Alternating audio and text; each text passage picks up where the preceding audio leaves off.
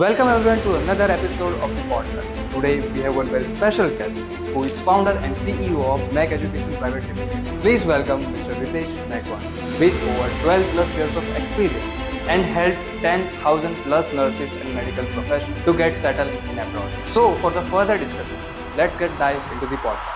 So welcome Ritesh sir to the podcast. आज हम discuss करने वाले हैं नर्सिस की एग्जैक्ट सिचुएशन क्या है, नर्सिस को आगे क्या करना चाहिए। अगर कोई नर्स है जो कि बीएससी या जीएनएम कर रही है और उसको अब्रॉड में जाना है, इधर कनाडा, यूके, यूएसए, इंडिया से बाहर जाना है अपना करियर को ग्रो करने के लिए, तो उसके रिगार्डिंग हम कुछ पॉइंट्स डिस्कस करेंगे। डेफिनेटली।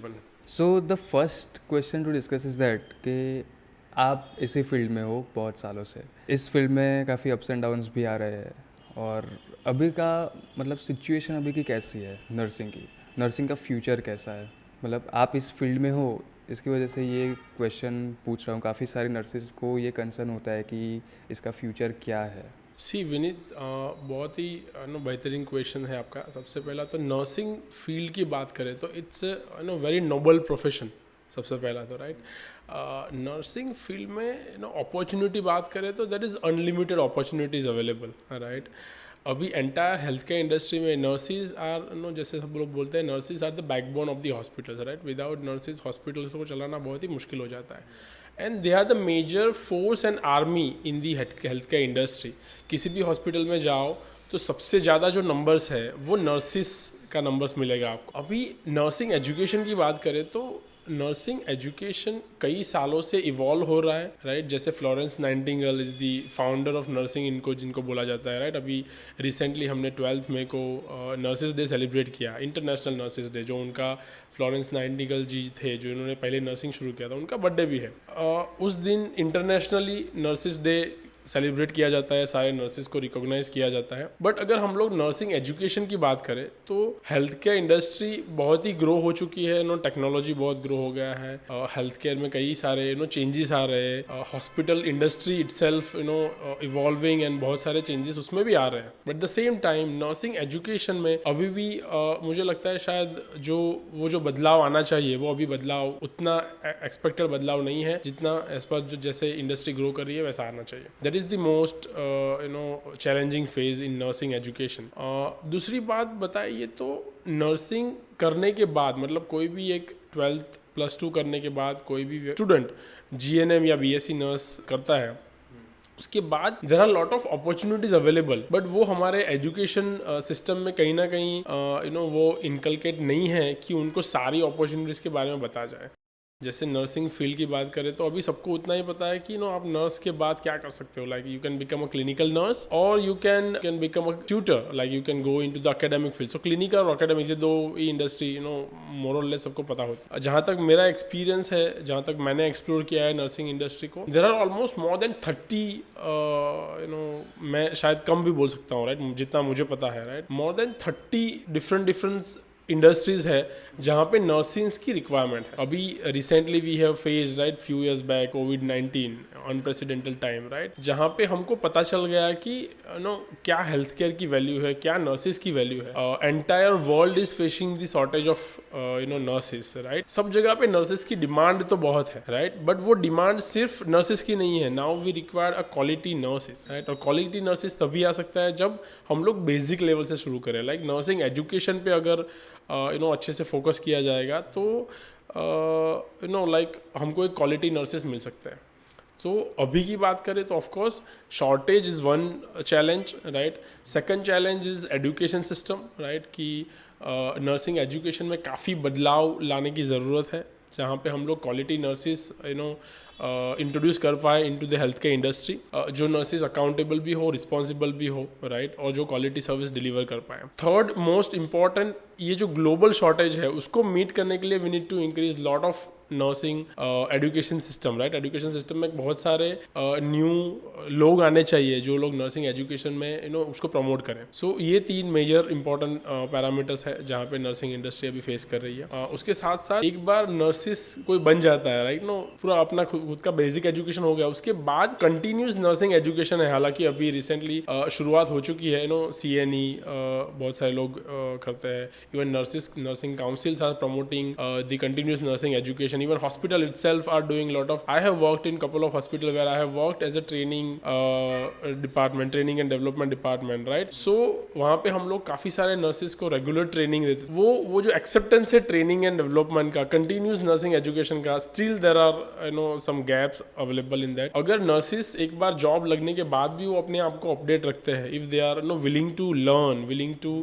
गेट अपडेटेड, सो उनके लिए बहुत सारी अपॉर्चुनिटीज है। बट मुझे लगता है कहीं ना कहीं वो अभी एक लैक हो रहा है कि नर्सिस में वो इतना curiosity, we can say that उनको विलिंगनेस नहीं है, कि मोटिवेशन नहीं है कि वो इतना अपने आप को अपडेटेड रखे, और दैट्स वाई उनको वो जो क्वालिटी सर्विस डिलीवर करना चाहिए वो sometimes there is missing in that, right? So I would say कि continuous nursing education playing a major role. उनको कहीं आगे जाना है, अलग डिफरेंट जो मैंने बताया आगे अपॉर्चुनिटीज, राइट? अगर वो अपॉर्चुनिटीज उनको ग्रैब करना है तो दे हैव टू लर्न। मतलब बेसिक नर्सिंग GNM या BSc नर्सिंग एजुकेशन से उतना बदलाव नहीं आएगा, राइट? सो आई वुड से continuous nursing education is the fundamental की। एंड जैसे मैंने पहले बताया कि एजुकेशन सिस्टम से ही जो हेल्थ केयर फील्ड की जो डिमांड है, राइट, अभी प्रॉब्लम यह है कि हेल्थ केयर सर्विस डिलीवरी में कोई और काम कर रहा है और एजुकेशन देने वाला समथिंग डिफरेंट, राइट? अभी हालांकि बहुत सारे ऐसे हॉस्पिटल्स हैं जो खुद का नर्सिंग इंस्टीट्यूट अभी शुरू कर दिया है, सो उसमें वो सिनर्जी आएगा, राइट? बट व्हेन एजुकेशन कोई और दे रहा है, उनकी डिमांड कुछ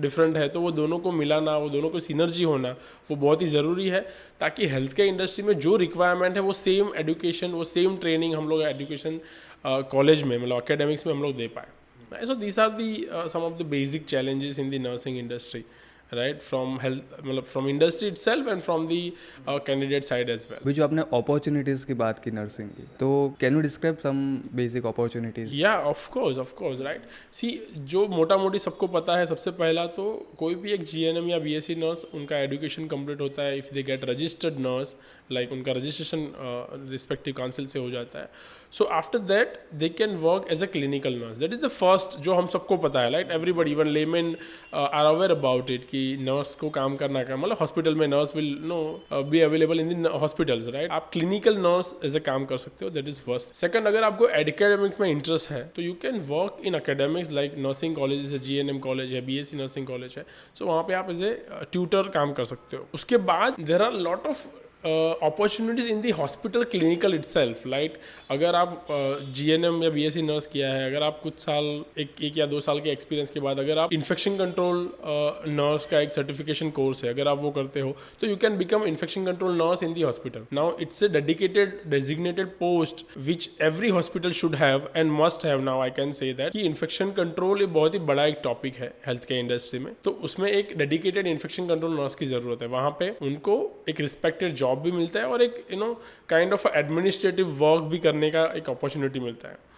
eight the same time now quality, providing a quality service, it's the requirement of the health care industry, right? Nowadays हमको पता है टेक्नोलॉजी आ गई है, Google is there, right? People हमारे जो पेशेंट भी है, people communities more aware about the hospitals, कैसे हॉस्पिटल फंक्शन करता है, तो वो गूगल सर्च करके आते हैं।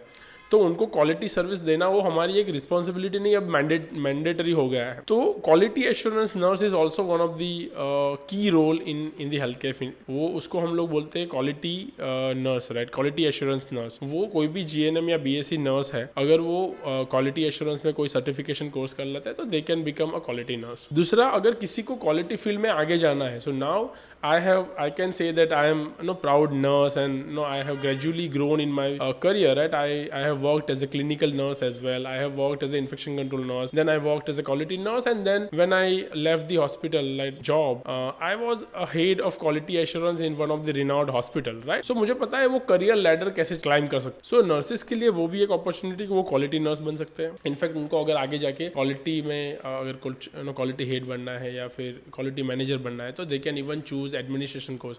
अभी आजकल BSc नर्सिंग के बाद बहुत सारे 2 years के health care and hospital administration के कोर्स आ गए हैं, so that you can do and you can explore that field as well. इसके साथ अभी बहुत सारे हॉस्पिटल्स में entire administration is being handled by the nurses. Nursing director की पोस्ट है, सेंटर हेड की पोस्ट है. मैंने काफी सारे hospital, I have few examples where nurses are leading the hospitals because nurses को ग्राउंड लेवल से सब कुछ पता है, राइट. उनको छोटी सी छोटी चीज कैसे करना है वो सारी चीजें पता है, उनको इप्स एंड बट्स सब कुछ पता है, right. So nurses can even handle the hospital, right. वो हॉस्पिटल रन भी कर सकते हैं, ऑपरेशंस है को हॉस्पिटल का जो है वो हैंडल कर सकते हैं. काफी सारी जगह पे हमने देखा है कि नर्सिंग एडमिनिस्ट्रेशन जो है that is of course that is being done by the nurses, but उनमें भी काफी सारे हायरार्कीज है, right. somebody can become nursing supervisor, somebody can become nursing head, somebody can become assistant nursing and deputy nursing and all that. So now corporate hospital में ये सारे hierarchies available है. So even being in nursing field you don't require always to work in with the patient. Of course working with patient is one of the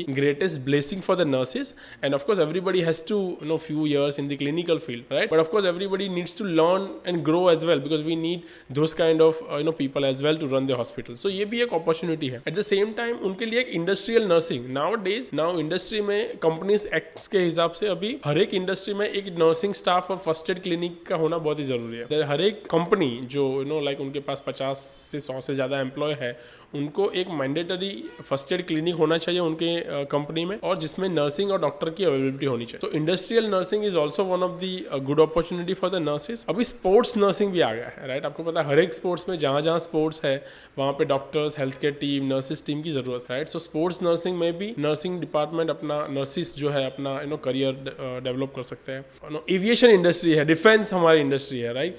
defence में हमारे पास तीनों defence systems है. हम लोग आर्मी की बात कर ले, नेवी की बात करो, एयरफोर्स की बात करो. सो सारे इंडस्ट्री में नर्सिस की रिक्वायरमेंट है. जहाँ जहाँ आई वुड से जहाँ जहाँ नॉर्मल ह्यूमन बीइंग रहते हैं सब जगह पे नर्सिस की requirement, because people are bound to get sick, तो उनको हॉस्पिटल की ज़रूरत पड़ेगी. हॉस्पिटल हो गए तो नर्सिस स्टाफ की ज़रूरत पड़ेगी. और डिफेंस में भी जा सकते हैं, राइट. अभी सेंट्रल लेवल पे रिक्रूटमेंट होता है, राइट. जॉब अवेलेबल है. अगर आपको सेंट्रल गवर्नमेंट में जॉब करना है, गवर्नमेंट गुजरात गवर्नमेंट में जॉब करना है, स्टेट गवर्नमेंट में जॉब करना है.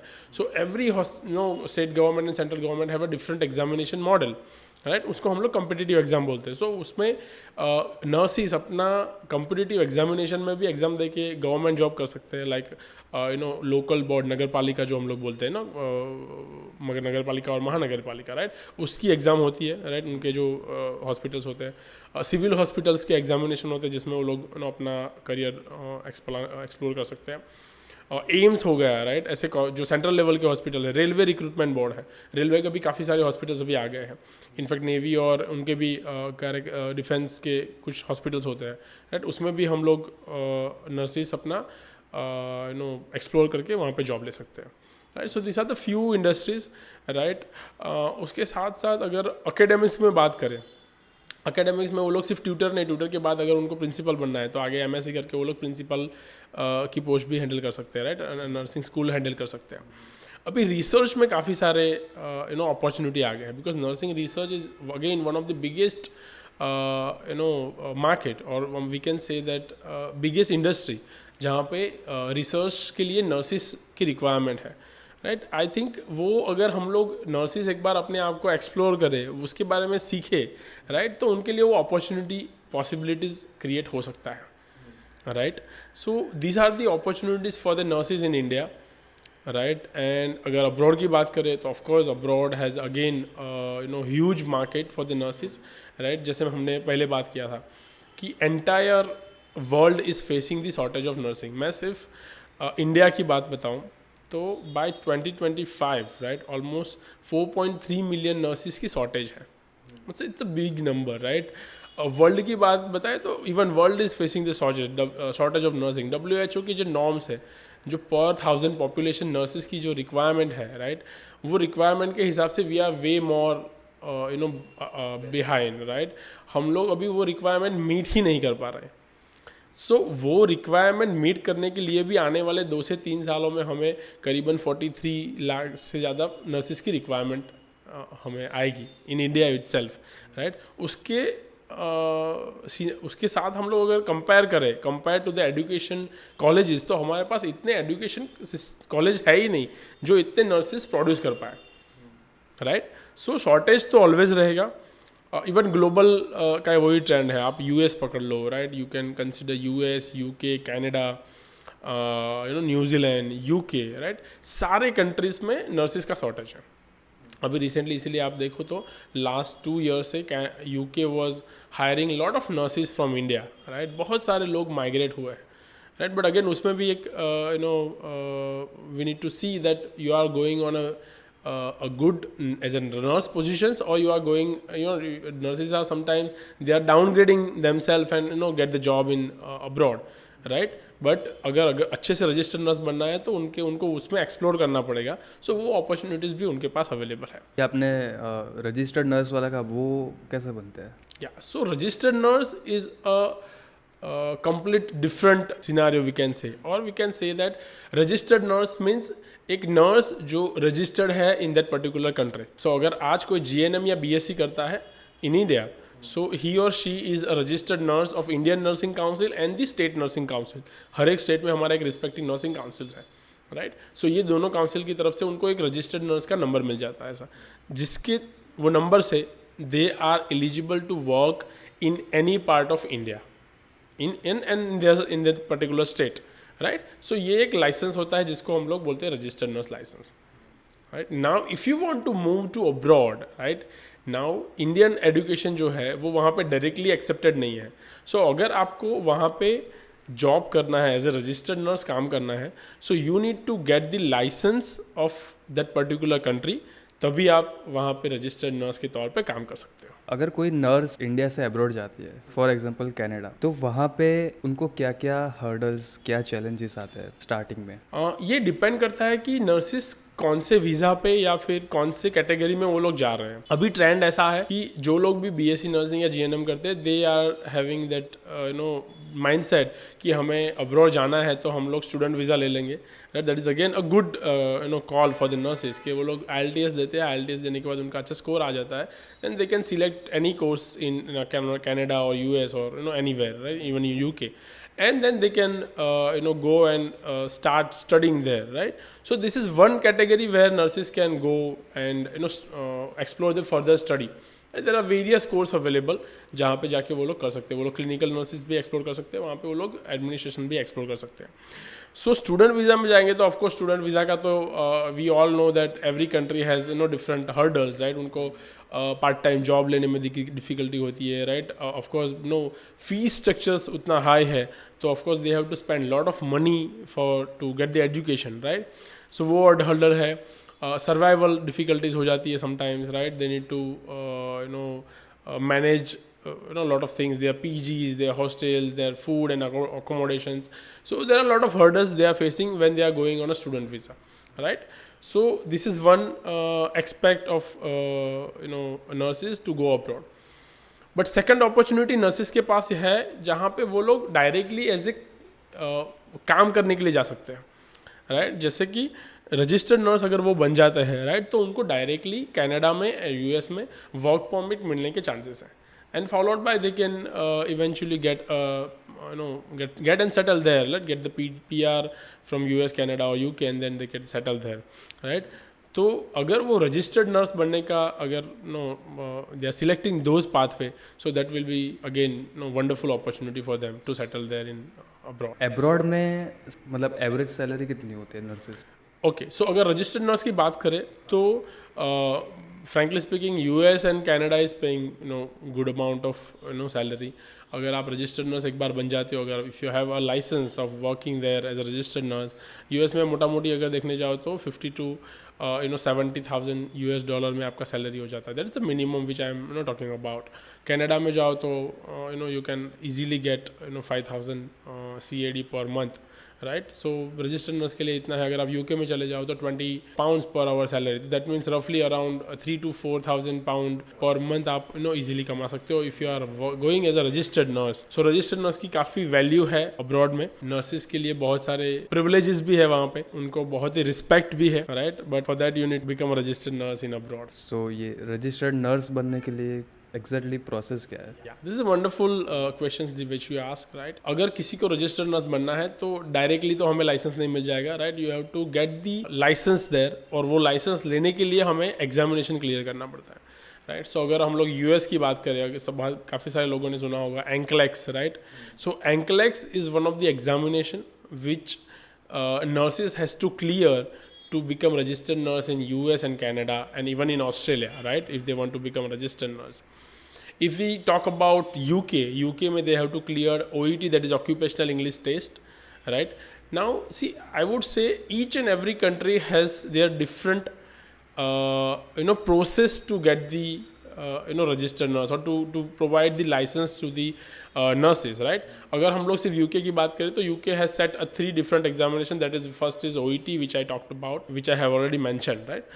Second is CBT, that is computer based test, that is based on the nursing education, and last is OSCE, that is based on the clinical expertise, right. So anyone who wants to become registered nurse in UK, they have to first clear their OET examination. Once they clear their OET examination, they can apply for license. Then they have to clear the CBT exam, and then they can apply for a job in UK, and then probably they will be interviewed by the employer, and then they will be hired in the UK.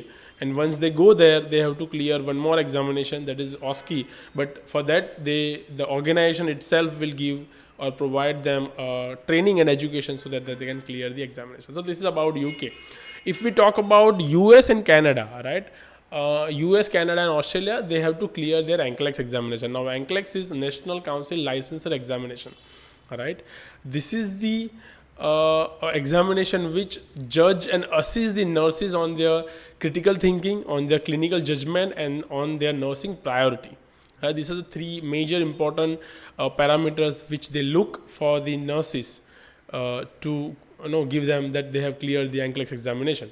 Now NCLEX is basically an exam that is a computer adaptive test, right, in which computer itself will assess the nurses on these 3 parameters which I have already mentioned, right. Nurses should be able to judge the clinical parameters of the patient, right. They should be able to identify the nursing and clinical priority of the patients, and according to they should able to take the decisions when they are with the patients. So these are the parameters which are being assessed by the computer for the nurses who is giving the NCLEX examination, right. If you are thorough, if you are clear that examination, they can become a registered nurse in US, Canada or Australia. Now let's talk about this computer adaptive test. The computer adaptive test, that minimum 5 to 6 hours examination, right, where they have to appear for the minimum 85 questions to 150 questions, and during that 150 questions, computer will throw a lot of questions. It will be completely MCQ type questions, right, like select all which is applicable, like questions like fill in the blanks, drop and drugs. There won't be any descriptive questions, but it will be like all MCQ type questions where they have short test questions, yeah, of course, where they have to select and choose their right answer, right, among all the options. So this is a computer adaptive test. Now once they clear this examination, they can get the license in that particular country and they can become the registered nurse. So आप भी एक institute run करते हो Mac education करके, so आप nurses को कौन सा लेवल पे हेल्प कर सकते हो, मतलब किस वे में आप हेल्प कर सकते हो नर्सिस को? राइट. सो बेसिकली हमने जब शुरुआत की थी Mac education, so it was like providing nursing and paramedical education to at the basic level, right. We have started कि चलो नर्सिस को एक अच्छा सा ट्रेनिंग मिल जाए, उनका कोचिंग मिल जाए, पैरामेडिकल शॉर्ट टर्म कोर्सेज करके वो कुछ ना कुछ कर पाए, right. But eventually we have realized, because I have closely worked with nursing, right, I have interacted with thousands of nursing, जहाँ पे पता चला कि nurses को ये सारी चीज़ों में hurdles आती है कि ये सब चीज़ें करना कैसे है. Like if somebody wants to become registered nurse, but उनको पता नहीं है कि कैसे मैं registered nurse बन पाऊँ, right. If they want to explore all this different scope of nursing, but they are not aware about these scopes, right. So I have found out that gap कि इनको गाइड करने के लिए कुछ ना कुछ रिक्वायरमेंट होगा, right? Somebody has to guide them. So I thought let's figure it out, उनको कैसे गाइड कर सकते हैं. इसलिए हमने Mac education online edtech platform की शुरुआत की, जहाँ पे हम लोग नर्सिस को वो लोग कैसे डिफरेंट हेल्थ केयर कोर्सेज करके अपने आप को अपडेट कर पाए, अपने आप को अपस्किल कर पाए, and they can get those jobs which are available in the market, right, in the health care industry, apart from only academics and the clinical, right. So इसलिए हम लोग काफ़ी शॉर्ट टर्म कोर्सेज देते हैं, certificate courses देते हैं, जैसे infection control nurse, right. वो एक बहुत ही इंपॉर्टेंट कोर्स है जहाँ पे हम लोग नर्सिस को how they can become an infection control nurse, how they can monitor active and passive infections, hospital acquired infection into the industry and into the hospital, वो हमको सिखाते हैं उनको, and they can become infection control nurse. वैसे हम लोगों ने course launch किया है क्वालिटी नर्स के लिए, वैसे सेफ्टी ऑफिसर के लिए हमने कोर्स लॉन्च किया है। अगर किसी को सेफ्टी ऑफिसर बनना है, राइट, तो उसके लिए भी हमने अलग अलग कोर्सेज लॉन्च किए हैं। तो काफ़ी सारे हम लोग सपोर्ट करते हैं नर्सेज को। बट सबसे इंपॉर्टेंट जो पैरामीटर है, सबसे इंपॉर्टेंट जो फील्ड है, दैट इज़ सबको अब्रॉड जाना है। और हम लोग तो we are sitting in Gujarat, right, वहाँ पे every nurses has an aspiration कि उनको अब्रॉड में जाना है, बाहर सेटल होना है। अगर आप रिसर्च की बात करें, अगर आप गूगल में भी सर्च करोगे तो ऑलमोस्ट 100 में से 90 नर्सेज ऐसे हैं उनको आज और कल एक बार थॉट आ गया है कि मुझे अब्रॉड में सेटल होना है। बट अगेन कैसे हो जाए, कैसे सेटल होगे, तो हमने वो देखा कि वो गैप है, राइट, कि उनको पता नहीं है कि कैसे नर्स, रजिस्टर्ड नर्स के लिए एग्ज़ाम दिया जाए, कैसे उसका प्रोसेस करना है, कैसे अप्लाई करना है to different education body, right. तो हमने अभी ये एडटेक प्लेटफॉर्म शुरू किया जहाँ पे हम लोग ऑनलाइन कोचिंग देते हैं to nurses, starting from the step by step all the process will be done by our institute only. जहाँ से उनको कौन सी कंट्री सिलेक्ट करना है वहाँ से शुरू करके कौन से प्रोविंस के लिए उनको अप्लाई करना है, उनका एंटायर एप्लीकेशन प्रोसेस कैसा रहेगा, वो कैसे क्रेडेंशियल इवैल्यूएशन करवा सकते हैं, कैसे उनका नर्स रेगुलेटरी बॉडी को इन्फॉर्म करके एप्लीकेशन कर सकते हैं, कैसे वो एग्ज़ाम बुक कर सकते हैं, कैसे उनको ऑथोराइजेशन ले सकते हैं, कैसे एग्ज़ाम का डेट बुक करना है, वो सारी चीज़ें हम लोग उनको गाइड करते हैं, सपोर्ट करते हैं। At the same time we provide them a complete guideline and coaching to clear the nursing NCLEX examination, right, starting from providing them a right material, selecting a right platform to practice, provide them live sessions, recorded sessions, right, provide them complete clarity and coaching about the NCLEX। उनको हम लोग tricks and strategy देते हैं, किस strategy से वो लोग exam clear कर पाते हैं, right। So it's a almost 6 to 8 month program where they have to give their time to us, and we will make them prepared for NCLEX examination, and then they can clear the examination, right। So this is I would say this is quite lengthy process, but at the same time it's very ambitious process as well, right, very rewarding process, right। registered nurse बनने के बाद somebody will feel, जो registered nurse है, they will feel like they have done something really great, right। so बहुत myths है NCLEX के बारे में कि बहुत tough examination होता है, nobody can clear it, और बहुत मेहनत करने की ज़रूरत है। I won't say कि बहुत ही easy है, but I would suggest, or I would say कि इतना भी tough नहीं है कि nobody can clear it, like we have lot of examination, we have lot of examples, right, where nurses has cleared their NCLEX in first attempt। so इतना tough भी नहीं है, but of course इतना easy भी नहीं है कि anybody can just get enroll it and clear it, right। so उसके लिए effort लगाने की ज़रूरत है, right। so we help nurses to eliminate all this myth, and कैसे वो अपने आप को सिंक्रोनाइज करके, ऑफकोर्स उनका जॉब भी चालू होगा, राइट, तो कैसे वो सिंक्रोनाइज करके अपने पास अपने आप वो NCLEX के लिए मोटिवेट हो जाए और कैसे वो एग्ज़ाम क्लियर कर पाए। तो ये सारी चीज़ें हम लोग उनको हेल्प करते हैं। Now what's the exact process of becoming RN in your institute? Okay, so जैसे मैंने आगे बताया, राइट, NCLEX एग्जाम देना है तो अगर कोई भी हमारे इंस्टीट्यूट में एनरोल करता है, बहुत सिंपल है, आजकल गूगल है, they can search in Google, right, we have our helpline number है, उस पर कॉल कर सकते हैं, हमारा वेबसाइट एडटेक प्लेटफॉर्म है, वहाँ पे भी वो रजिस्टर कर सकते हैं। So once they enrol it, right, हमारे वहाँ पे एनरोल होने के बाद उनको एक फैकल्टी अलॉट किया जाएगा, उसके साथ एक कोर्स कोऑर्डिनेटर अलॉट किया जाएगा उनको कहीं पे भी जाने की ज़रूरत नहीं है, even they don't have to rush to our institute as well, right, उनको उनके घर पर ही हम लोग सारा मटेरियल प्रोवाइड कर देंगे, उनको बुक्स उनके घर पे ही मिल जाएगा। At the same time we will provide them online software where they can practise their sessions, right, उनको ई बुक भी हम लोग प्रोवाइड कर देंगे, राइट। सो ये सारी चीज़ें सबसे पहला इनिशियल फेज़ में है। उनका लाइव सेशंस रहेगा every week, almost 5 to 6 days a week उनका लाइव सेशंस रहेगा, राइट, जहाँ पे हम लोग उनको लाइव कोचिंग प्रोवाइड करेंगे on the syllabus of the NCLEX examination.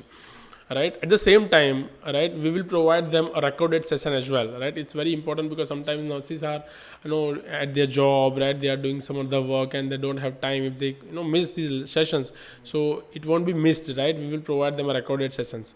At the same time, our faculty, our module is such like that, then our one of the faculty will be available 24/7, right? So if any nurses, because we are providing education across globe, right? We have candidates from US, Canada, even Germany, Israel, right? A lot of countries, our candidates are studying from their country, getting coaching online, right? So we have 24, that is what the USP we have. We have round the clock faculty who is available on WhatsApp community or on our platform, where anytime they have any query, they can shoot up the message and they can get the answer from our faculty, right? So this is one of the things where they can get the support.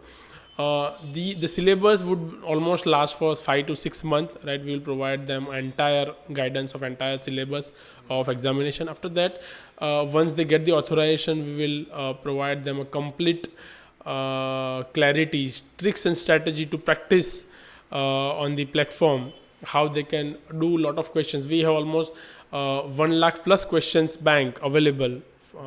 Through that, they can practice a lot, and they can clear the NCLEX examination. अब इन सब में total costing कितनी आती है?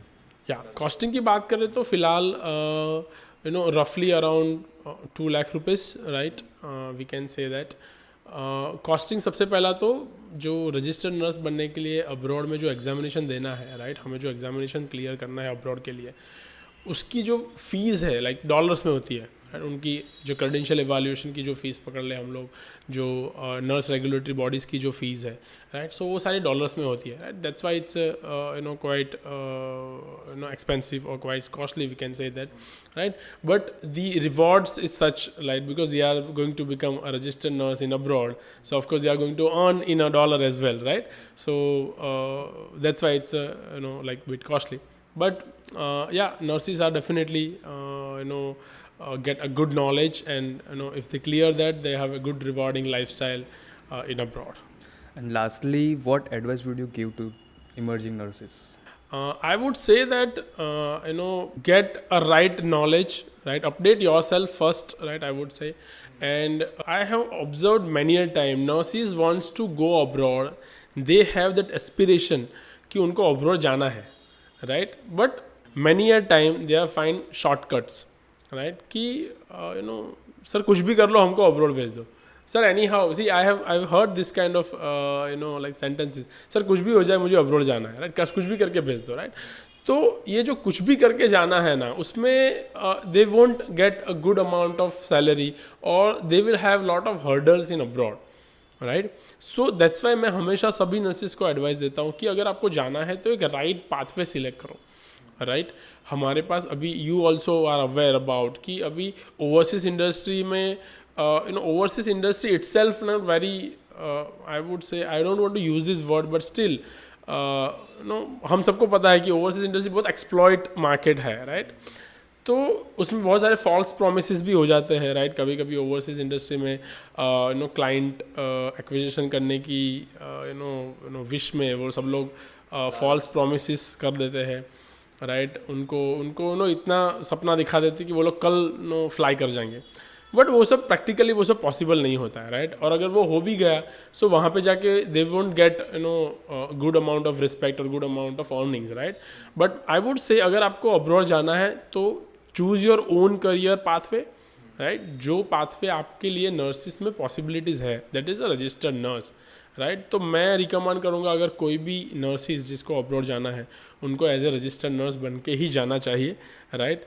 तो उनकी lifestyle है, हमारे काफ़ी सारे स्टूडेंट्स अभी कैंडिडेट जो है, they are settled in US, Canada और Australia, even in UK, right? They are living very wonderful life, they are having very good amount, they are getting paid well, they are respected well, right? तो काफ़ी opportunities हैं उनके लिए, right? अगर वो registered nurse बन के जाते हैं तो I would advise all the nurses कि अगर आपको एस्पिरेशन है, अगर आपको ग्लोबल नर्स बनना है, राइट, तो then crack your NCLEX, right? Don't find any shortcut, and we are there to help you कि आपको ये पाथवे कैसे क्लियर करना है, राइट? कैसे ये journey, we are there to support you in their entire journey, right? और हम लोग उनको गाइड करेंगे, सपोर्ट करेंगे कि कैसे वो लोग रजिस्टर्ड नर्स बन सकते हैं। कोई अगर रजिस्टर्ड नर्स बन गए, एंक्लेक्स क्लियर कर दी, फिर एब्रॉड जाके क्या आप वहाँ पे आपकी तरफ से कोई हेल्प कर सकते हो?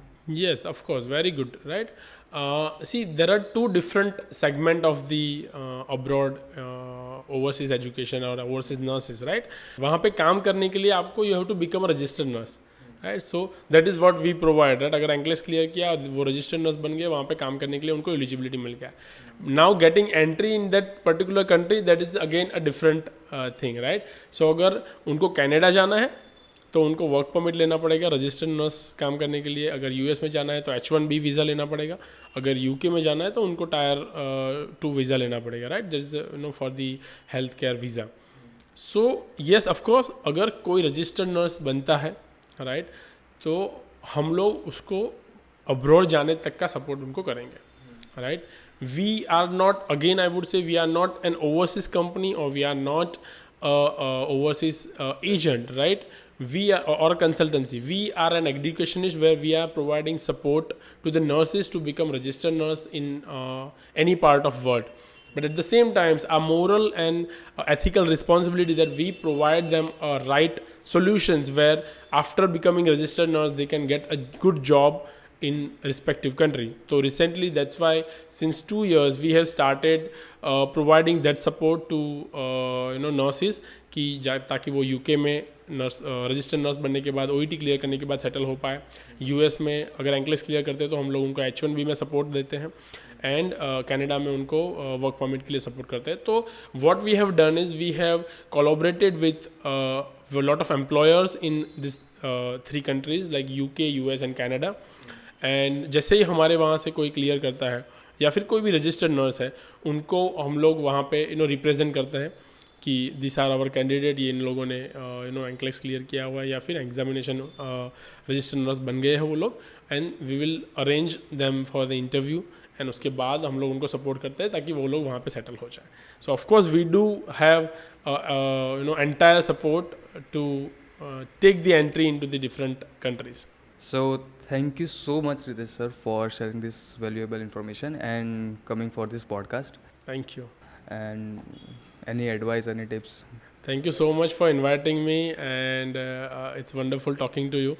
And I think through this podcast, you have taken a very good initiative and calling me and then having this podcast. Or nurses will get a good advice or good, at least this podcast will give some basic knowledge or valuable information about this abroad education and about the nursing field. So thank you so much for that.